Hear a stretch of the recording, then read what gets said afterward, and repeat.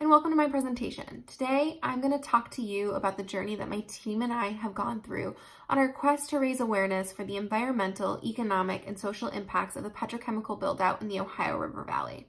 But before I get too far ahead of myself, I'd like to take some time to let you know about more about how I got here fighting this sometimes daunting yet very important fight. It's really all grounded on the fact that I believe that it's fundamental that we as a society fight for the preservation and conservation of our natural habitats in order to protect them for our future generations. And as a conservationist, scientist, environmentalist, and a concerned citizen, it's abundantly clear to me that if we continue on our current path of destruction, we run a high chance of irreparably harming them for our future generations to enjoy. And this all kind of came to be as I was a child. I found myself entranced by the beauty that was the nature that was surrounding me. I grew up in a small town centered around the Adirondack Mountains on the edges of Lake Champlain. And as I grew older, my fascination with nature truly grew into a passion, which I followed to the University of New England.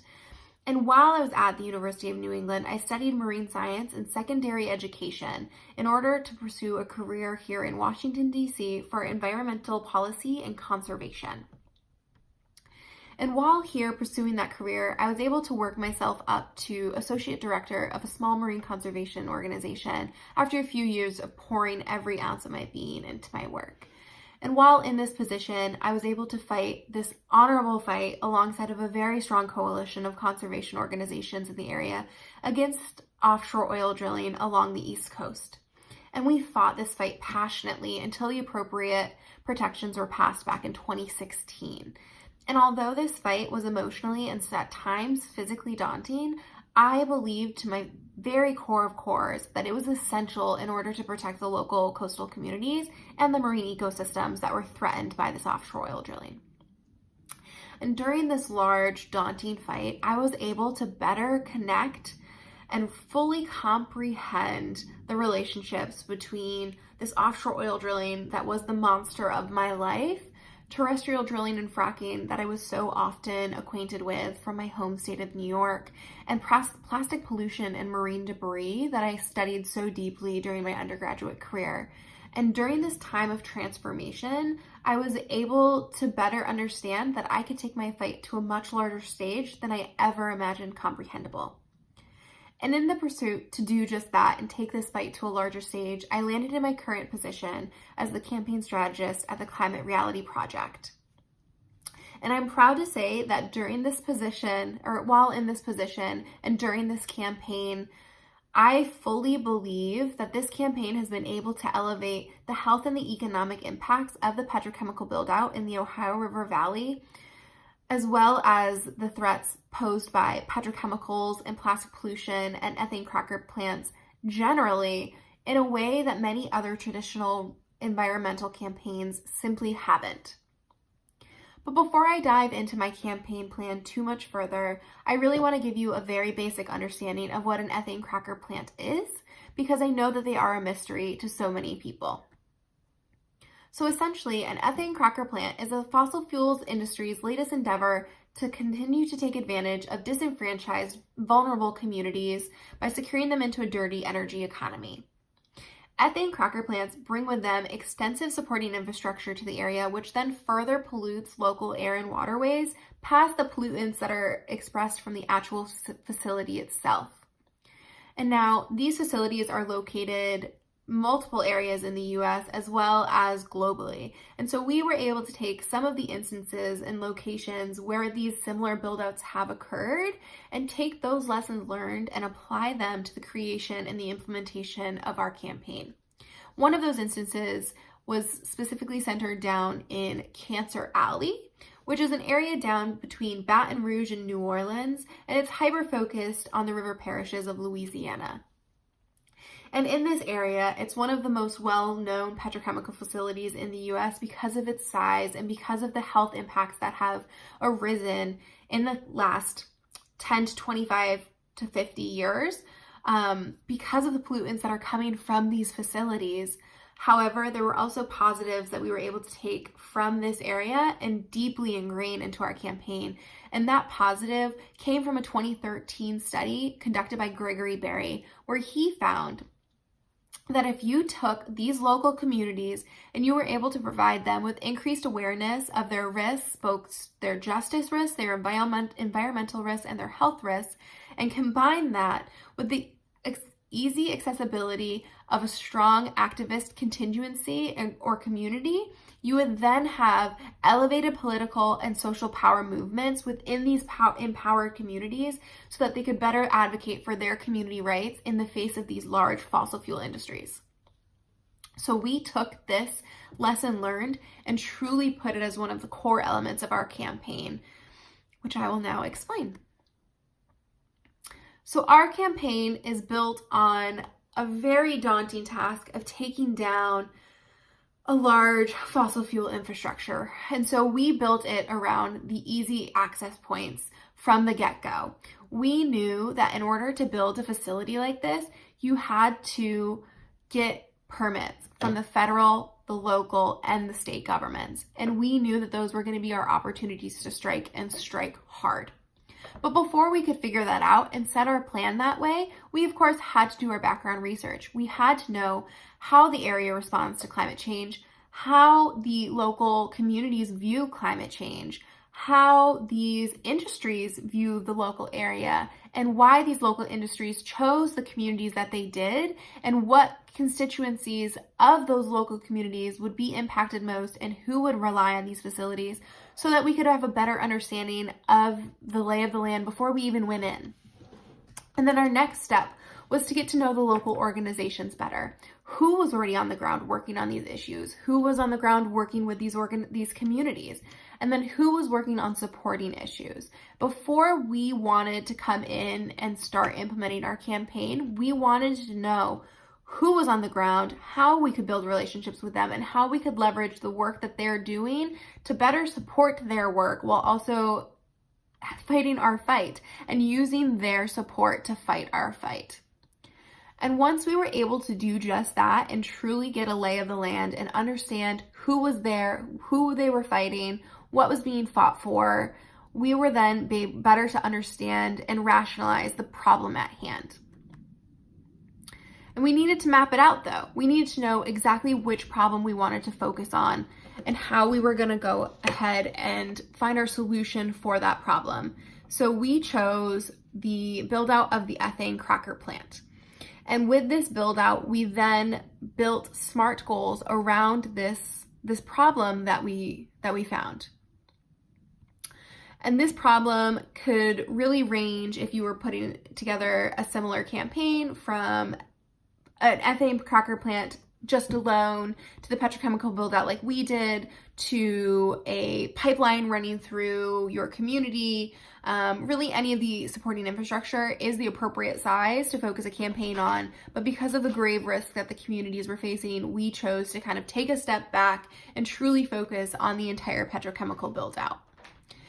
And as we were building out our campaign focused on this problem of the petrochemical build out, we had to ask ourselves, what communities were we truly going to focus on?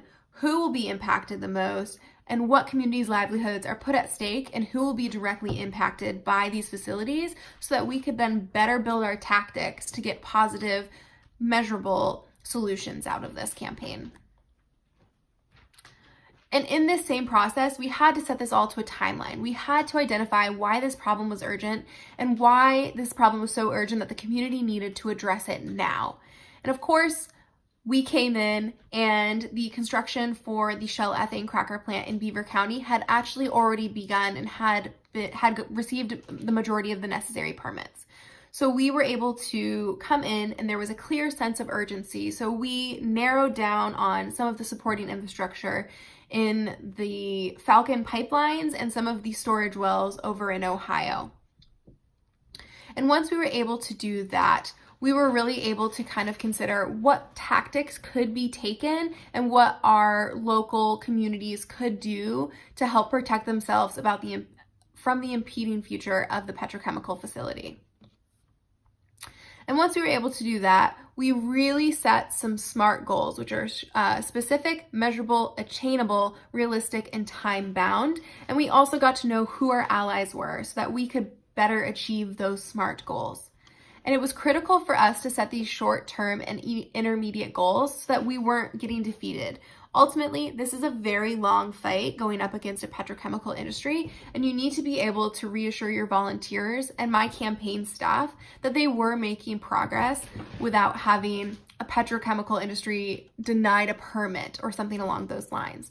So we set goals of getting 20 volunteers out to a community meeting at any given time, or having 30 volunteers go out and give presentations to their communities like they were trained to do at our trainings with Vice President Al Gore. It was really important for me to set these short-term goals so that we could continue moving forward in the campaign and so that we could measure our progress forward for a campaign that truly is a bit difficult to measure on the grand scheme of things. And then in order to better understand our allies, we created a power map. And creating a power map is really helpful once you reach this part of your campaign planning. It really helps to visually understand the relationships in your communities that you're working in and the audiences that can better influence your decision makers.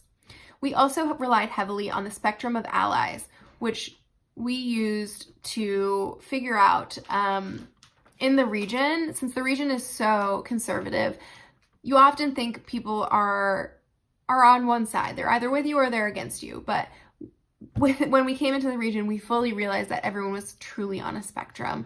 And we needed to utilize that tool to better help our power mapping because of so much unclarity. And then after we were able to understand our allies and understand the communities that we were working in, we then were able to focus on our opponents.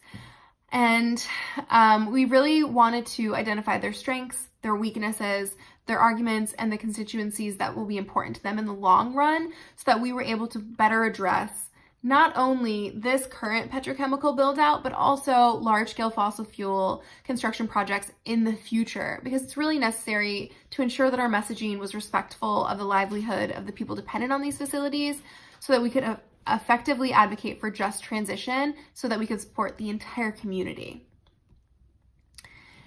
And in this process, it could be very easy, and we had to fight very actively to not view the people in two groups of actively or passively opposing our goal as the enemy.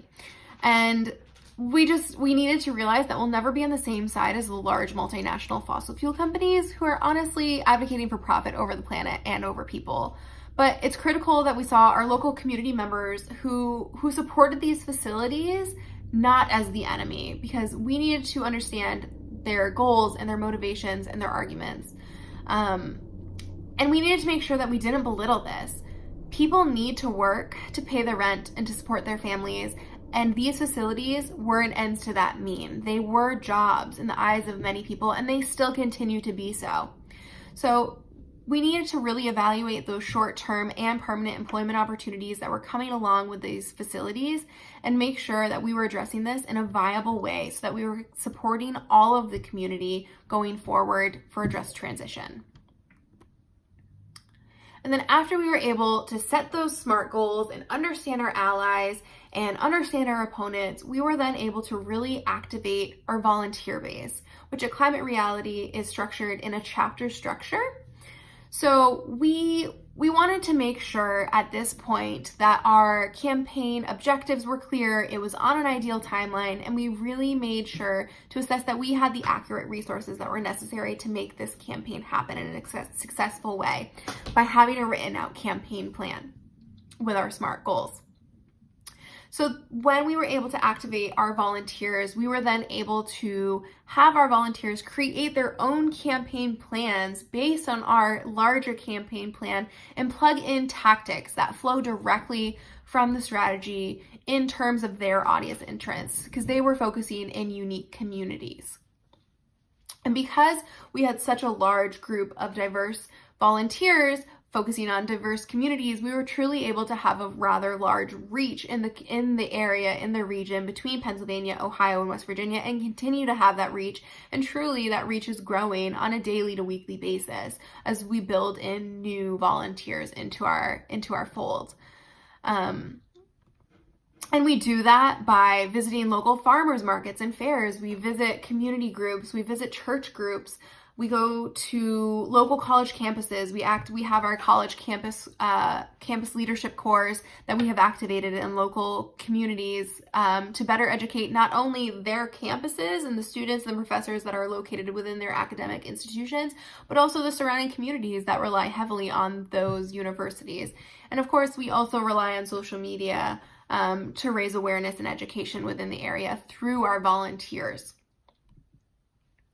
And within this movement to build our volunteer base, we always made sure that we rang true to building a coalition and true collaboration with those prior organizations that I mentioned earlier in the presentation.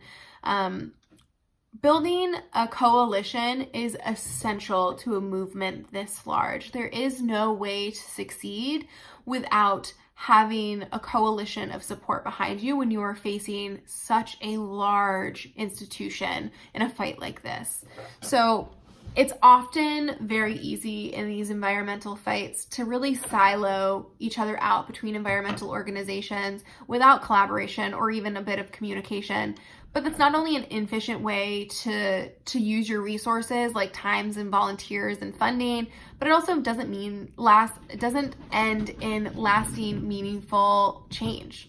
And we knew that going in, and we made a very active movement to make sure that everything we did was in collaboration with our coalition.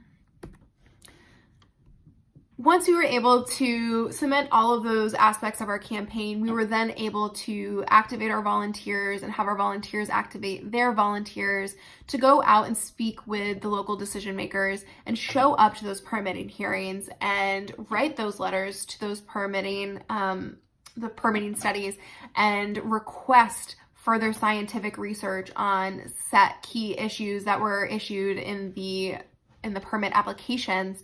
And we were truly able to get out and better educate the community alongside of those acts. We had our volunteers going out to their communities and giving presentations and writing letters to the editors and having meetings with their local government officials and decision makers, really truly expressing the harm that these facilities could impose on their health, on their communities, and on future generations to come.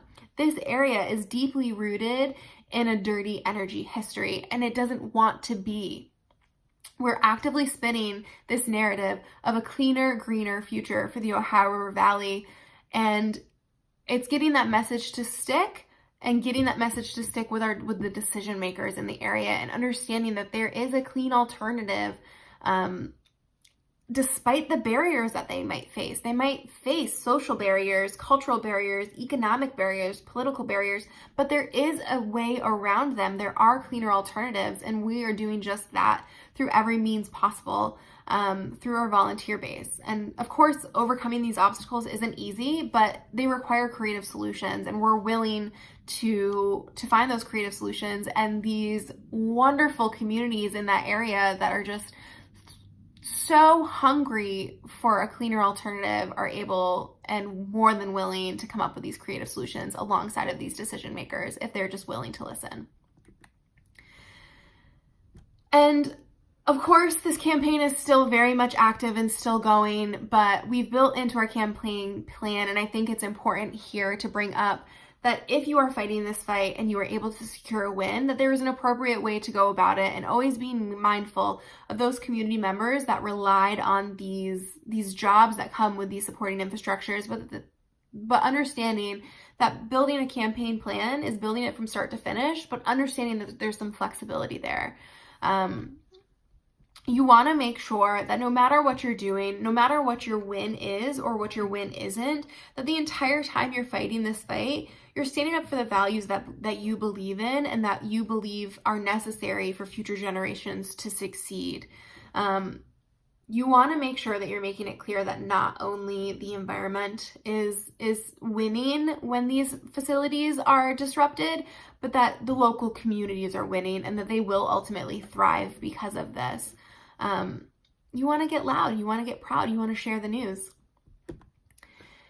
And before I leave you today, speaking of wins, I just want to express this one big ask that I have for you, because it would be unrealistic to believe that the necessary large-scale systematic changes will quickly happen, given the political nature that we are under as a nation, but also given the political norms of many of these rural communities.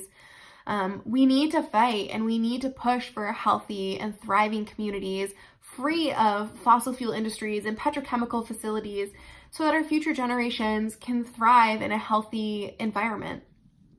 And as a global society, we're at a tipping point. Something needs to change with the public environmental education and engagement in order to preserve our environment and the health of future generations. And without this change, we're facing a society riddled with unknowns. But by mobilizing communities to spread awareness in threatened areas, we stand a chance to save this economic, the health, and the environmental future of these key areas. And with your support, communities can champion the necessary skills to aid in creating this call to action of the masses to become aware of the health, the economic, and the environmental impacts of these proposed facilities and facilities alike.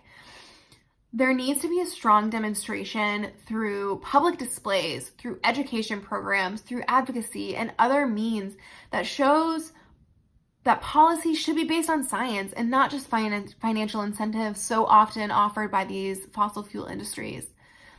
I'm confident that this can be done and that we can pull together for a greener, more sustainable future, but it can't be done without passionate people like you. So will you please stand up and help us win this fight and help win the fight for a greener, cleaner future for our future generations. Thank you.